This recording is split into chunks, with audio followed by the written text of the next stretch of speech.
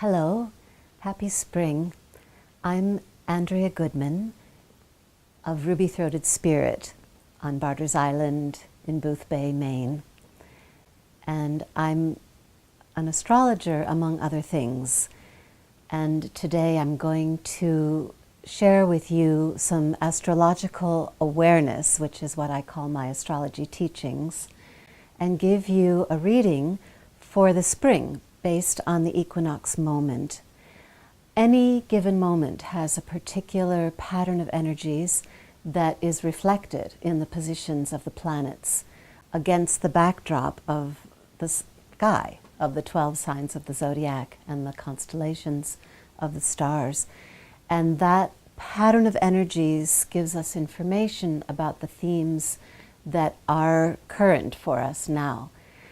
And any moment is a birth of something. So the equinox moment, which is the moment that the sun moves out of the sign of Pisces and into the sign of Aries, begins spring. So it's the birth of spring. So I have cast a chart for that moment, and I'm reading that chart as though the spring is a life, is an entity, and has a character. And we're looking to see what the character of this season is. So first of all, the sun, which is the vital force, is now in Aries. And that's a fire sign that's bold and bright and strong and wants to make something happen, wants to take on a challenge, wants to act. And so that's the energy of certainly this time of year, of the spring wanting to break through. And there's another planet in Aries that has been there for a while now, for several years now. It's the planet Uranus. And Uranus is the planet representing freedom, change, our uniqueness, what makes each individual who he or she is. It's about our authenticity. And Uranus is the planet of inventions and surprises and lightning bolt ideas, finding a new way. It's the planet of revolution. So the sun, the vital force, is getting closer and closer to Uranus over these first 10 days of spring. And so that's an energy that we're working with. It's there for about 7 years, Uranus in Aries, but it's not always there. So spring doesn't always have such a kind of volatile, wild quality to it as it does during this period now with Uranus. So that's fiery, and it's unpredictable and rather wild, but it has a lot to do with each of us really asserting what we want, what we imagine, what we would like to bring about. And that power is something for us all to own in this period. There's another quality, though, a watery quality, that is very strong in this time. The planet Mercury, which is the messenger of the gods in the mythology. So Mercury represents our perception and our thinking and our communication. So it's the mind, but it's the logical, sequential mind. And the planet Neptune, the god of the sea, which represents our intuition and our dreaming mind, the part of our mind that imagines, that has fantasies, that's able to visualize and able to move beyond the physical understanding of things into a vibrational dimension. So Neptune's vibrational dimension has to do with music, with film, with images that come and go, and the way that things look underwater, where you see something and you reach for it and it's not there where you thought it was. It's a little bit over somewhere else, and things are always moving and changing.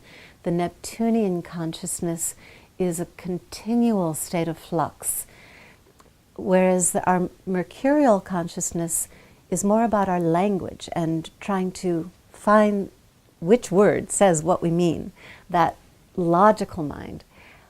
Well, the two of them are combined now. They're together. The logical mind and the intuitive mind, the infinite flowing vibrational consciousness that reaches to everything and leaves nothing out, and the discerning logical mind that finds a specific language, a specific word to deliver a message.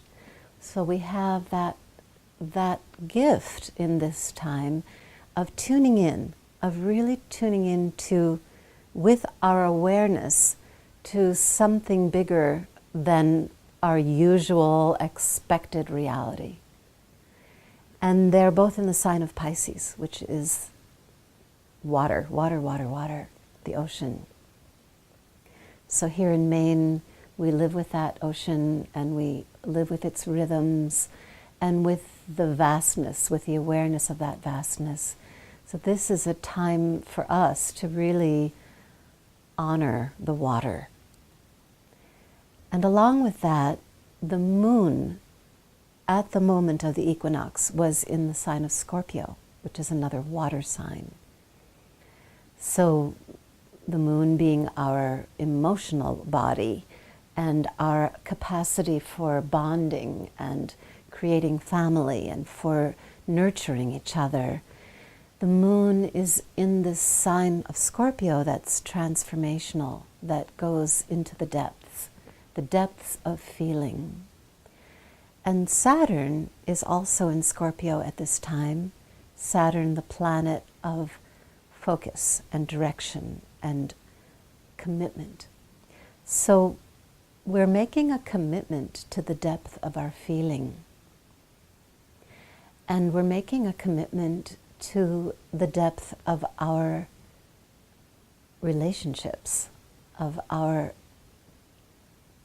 deep connectedness to each other.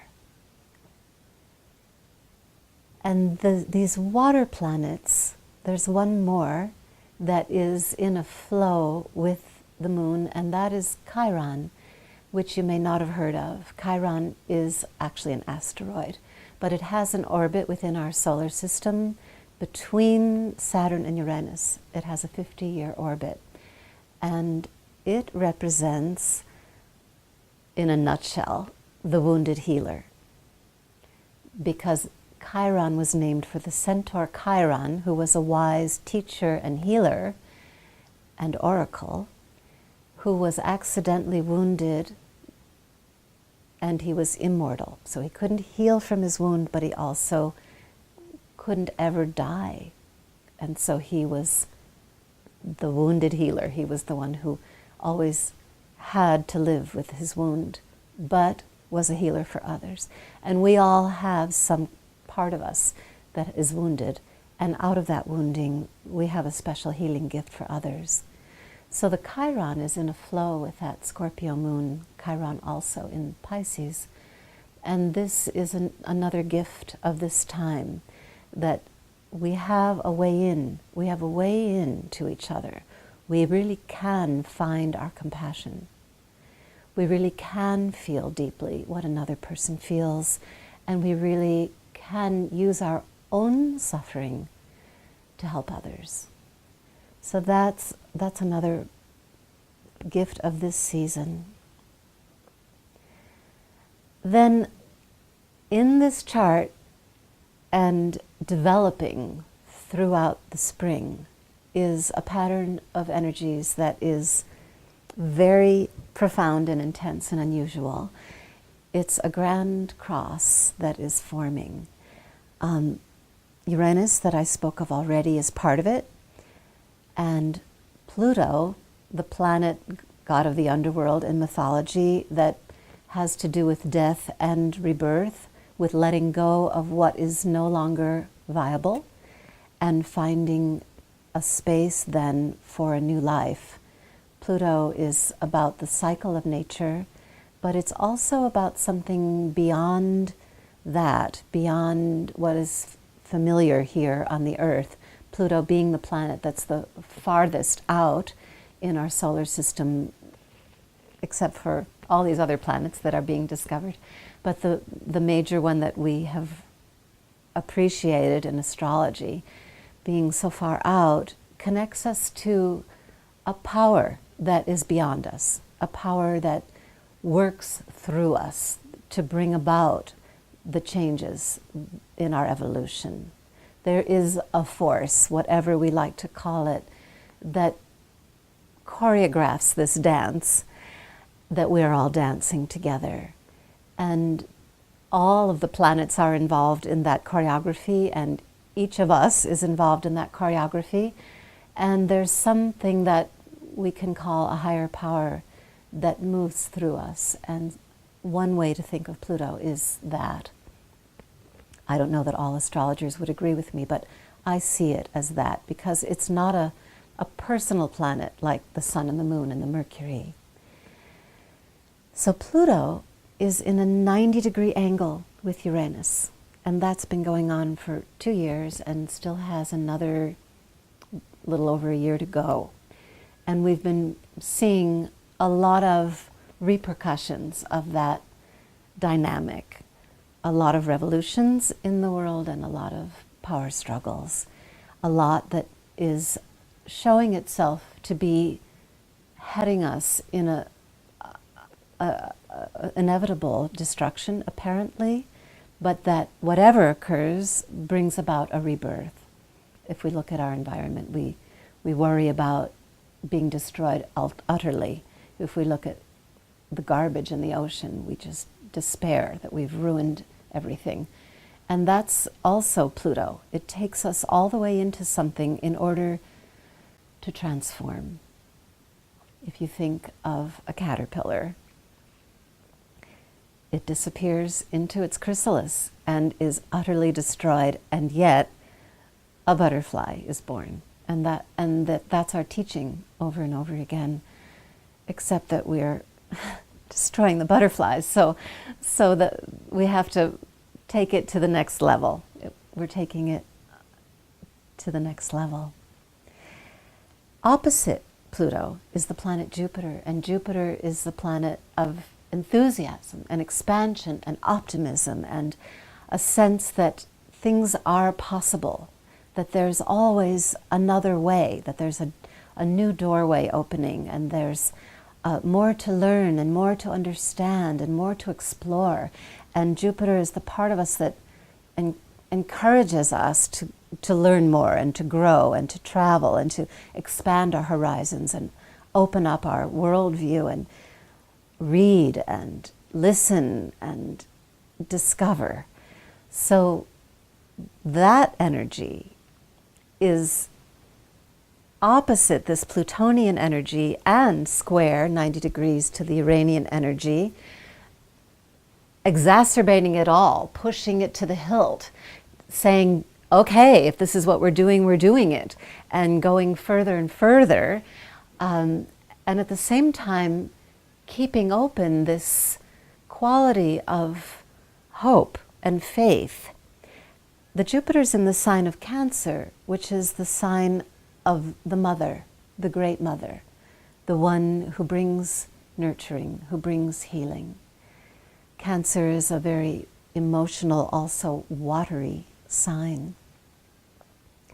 So there's another energy coming from that Jupiter in Cancer that is perhaps pulling against this sense of destruction and pushing against this impatient, wild, revolutionary energy. And then there's Mars, which is moving through the sign of Libra. It will be exactly at the same degree as the Uranus, the Pluto, and the Jupiter, forming a perfect cross, April 22nd and 23rd. And until then, it's moving toward that And then after that, it's hovering nearby, and I think it will be in that position once more in June. So the whole spring, we're having the tension of this grand cross. If you can see it here on this wheel, here's Jupiter in Cancer opposite Pluto in Capricorn. Here's Mars in Libra opposite Uranus in Aries. Mars, the god of war, is the part of us that takes action, that has courage, that fights, that stands up, that has raw energy that must be used. But it's in the sign of Libra, which is all about cooperation and balance and harmony, all about beauty and proportion. It's about justice and truth and the ideal of love. So that is what we're fighting for. We're finding the courage in us to fight for that, and the courage to be engaged in relationship, the courage to stay involved and to find the balance and the harmony with all of this tension. So there's a lot going on, and I think many people are feeling there's just too much going on. People are feeling pulled in all directions, and people are feeling almost unable to move because there's so much going on. There's so many demands, whether external or internal. I think for some people they're so busy they can't even imagine how they're functioning. Other people, it's internal. And so there are many, many ideas, many thoughts, many feelings that are pulling at them in different directions and making it hard to feel like you're making progress, because there's so much internally and to accomplish in the way that we usually think of accomplishing and establishing and asserting ourselves is just not happening in the way that we expect ourselves to go. That doesn't mean that nothing's happening. In fact, a lot is happening and a lot is moving very fast, but it may not feel that way. It may feel frustrating because these various forces are tugging at each other. And so who gets to dominate? How does it move? So there's standoffs or frustrations in certain areas. But there's also this watery energy, and the watery energy is a flow. And that is something that we can surrender to and allow. That if we can remember this Mercury-Neptune conjunction of this time, that our usual logic that says this happens and then that and then that and then that is now opening up to a different kind of consciousness that says we're all a part of this vast ocean, and everything one person does, one person splashes, it makes waves all through it. So that there's a way in which we are not just imposing our own will on nature anymore. We're part of nature. We've always been part of nature, but it's not what our consciousness has been. And now I think we're opening to a consciousness that is cosmic, an awareness that we're a part of the whole, a part of something vast, something perhaps infinite, that's bigger than we can hold in our minds, and yet we can imagine it with the imagination part of our minds. We can imagine the cosmos, and more we're given images of it. So I think also this combination of Mercury and Neptune is a richness of image that are what we can imagine now we can actually create. And more and more, the internet and the technology has brought images to us from everywhere, so that we're not limited in what we can see. Some of the special effects that are created in movies, and some of the science fiction that we only had in words when it was books, and our imaginations took us there. But now we're able to actually see it, and these images come in, as well as the ones that we dream up ourselves can be sent out and shared. So there's a richness of what we can imagine, of what we sense as possible, that's opening us to this greater awareness. Neptune and the sign of Pisces also have to do with universal love and compassion, with a sense that there is a great heart that permeates everything. There is a deep love that is what has created this reality. And whatever it looks like, whatever the process may be, whatever suffering someone experiences, that it's all part of a loving universe. That's Neptunian consciousness as well.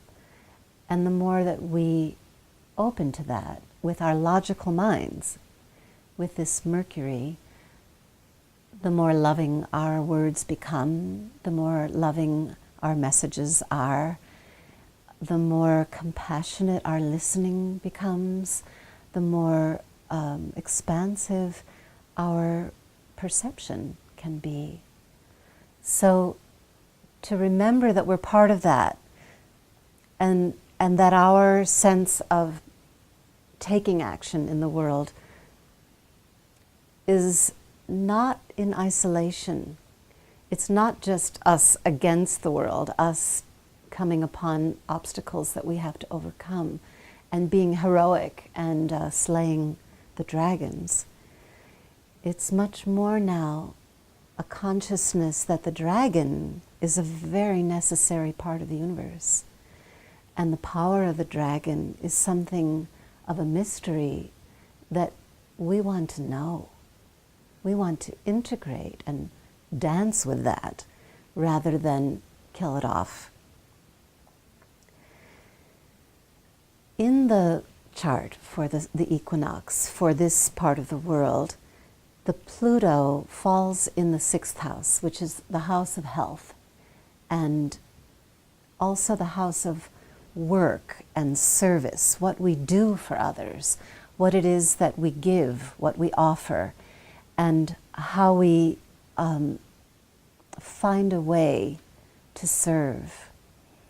And I think there's a profound message in that placement of Pluto for us, that there's a transformation that is occurring in the way that we think about our own health and think about what it is we're offering others.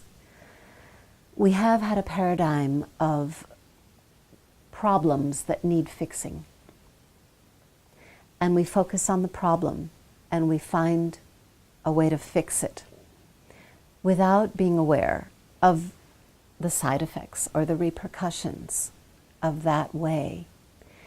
And we've been focused on those problems outside of us, thinking that that's what we're here to do, is to fix these problems, this one and that other one. But I think that the Pluto, the transformation in this house, is speaking to us of the necessity for us to find our own healing from the center, from the core of us. It's more like Eastern medicine that is focusing on the whole body and on the cause through the environment or through the diet or through the use of energy or through the emotional life or through the thoughts that we're even thinking. rather than the symptoms. The symptoms are like these problems that we want to fix. So I think that in order to serve out there, we have to address our own health from the center of us. And this is part of the balance that is to occur through the changes that are happening. There's also the planet Venus, which I haven't mentioned. And Venus in this chart is working together with Uranus, this planet of change and revolution and magic. And it's in the sign Aquarius that Uranus rules. So Aquarius, as we think of the Aquarian age and this whole new time that we're moving into, it's a new time. It's the sign that has to do with finding a new way and with ideals of equality, the utopian ideals that we always hold of democracy, for instance, is our utopian ideal where each person counts. Each person has a vote. So Venus is in this sign of Aquarius for us for the spring season. It will move. All the planets are moving continually, but this is the moment of the birth of the spring. And Venus in Aquarius, Venus is the feminine, the goddess Venus, the goddess of love and beauty.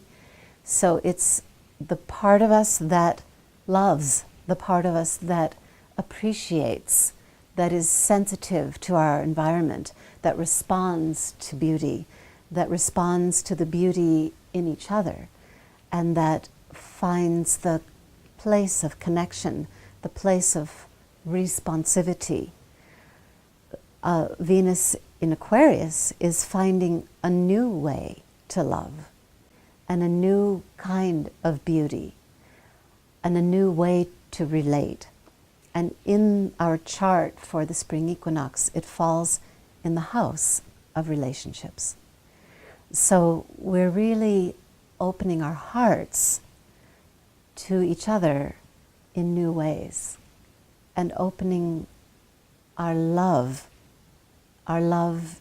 to each other, but also appreciating each one of us, which includes ourselves.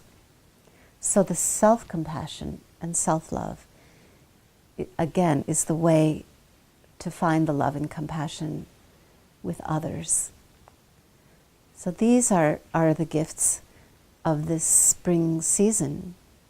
And then as we move through the spring into April, we have some very, very exciting astrological events happening. There's a new moon at the end of March. The new moon means that the sun and the moon are conjunct. They're together. We don't see the moon at the new moon because it's in the arms of the sun. It's surrounded by the light of the sun. And so in the daytime we don't see it because we're seeing the brightness of the sun. And at night we don't see it because the moon has gone where the sun has gone.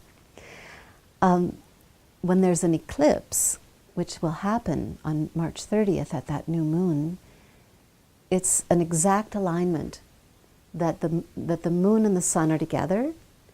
And so that means that if there's an eclipse during the daytime, the moon actually blocks the light of the sun. An eclipse means that that alignment is so perfectly exact. I guess I just eclipsed my face by eclipsing my hand. that it really does cover, the moon covers the sun. And that there's this is just something so interesting about our Earth and how we're positioned with our moon and our sun, that they appear to us to be the same size. unlikeliness of that is quite amazing, because we know that the moon is very small and the sun is huge, but that they appear to us to be exactly the same is a very special design in our earth life. That sun and moon are going to be conjunct, meaning together with the planet Uranus in Aries. So this new moon has an extra kick to it. It is joining in on the Grand Cross and giving more and more intensity to that Uranian energy especially, but it also will be square the Jupiter, square the Pluto. And then in April, as we progress through April, there's a full moon eclipse on April 15th. The full moon is when the sun and the moon are opposite, which is why at the time of the full moon, the sun sets and the moon rises. And we have that beautiful balance between the night and day, light of the sun during the day and light of the moon at night. That's that full moon time. But if that alignment is really exact, the sun over here and the moon over there, then the earth, my body's the earth, blocks the moon from vision at a certain time in the movement, the moon's movement around us. Of course, the moon appears full because it's reflecting the light of the sun. And we block that reflection for a certain length of time as the moon is orbiting us, and that alignment becomes exact. And that will be visible for us April 15th at 3:45 or so a.m. It will be visible in North America because it'll be night. It'll still be dark for us. So if you wake up at that hour and go outside and look toward the west, well, you'll see the moon. It will be heading toward setting because, of course, it will set and the sun will rise in a couple of hours, but it'll still be out there and we'll be able to see that eclipse. So at the time of that full moon, Mercury will be conjunct Uranus and adding its energy to the Grand Cross. Our thoughts and our communication will be all involved with the excitement, the tension, the inspiration that Grand Cross can bring to us. And the full moon or the new moon always is a moment of intensity. The tides are extreme at those times. More babies are born at the full moon, all of that we've heard. But when it's exact, there's an extra level of intensity.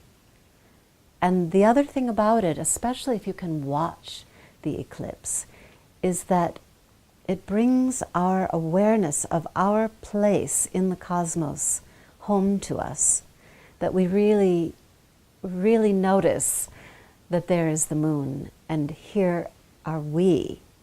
And here are we in the path of the light coming from the sun to the moon.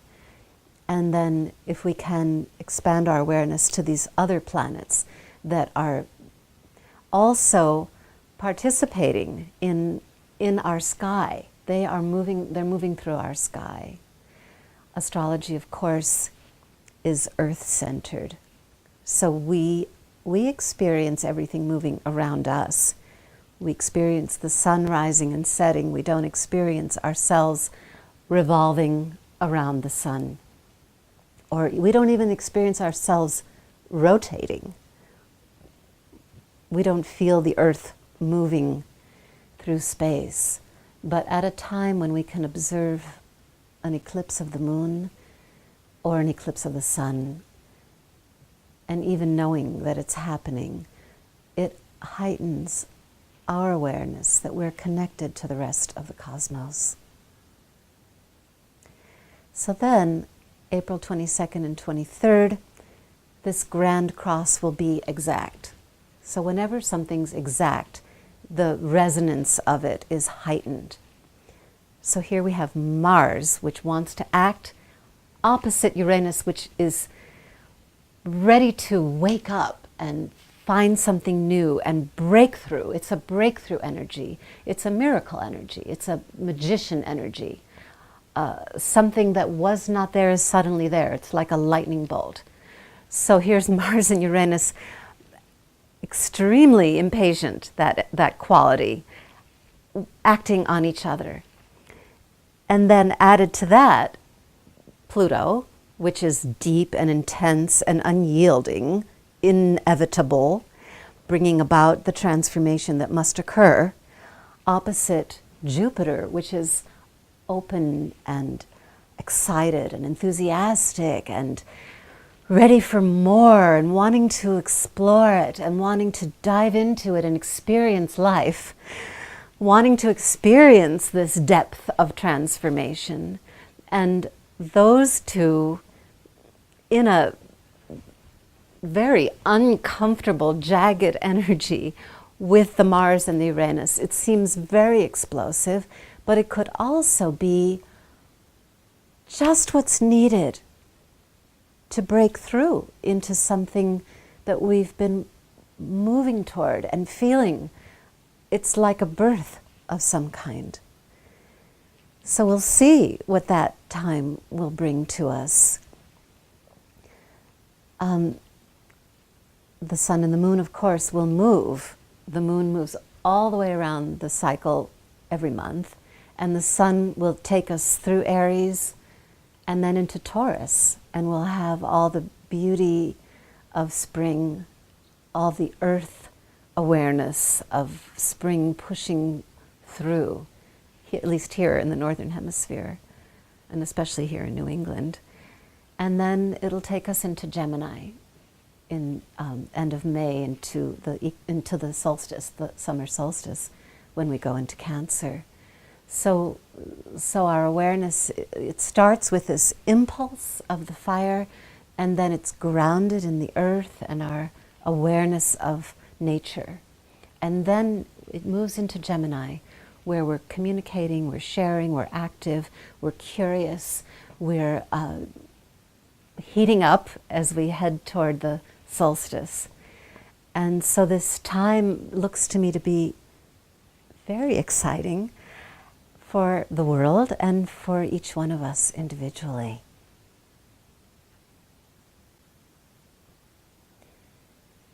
Shall I just say my work is here at Ruby Throated Spirit, and you can find me at rubythroatedspirit.com. And I wish you all a wonderful, amazing spring.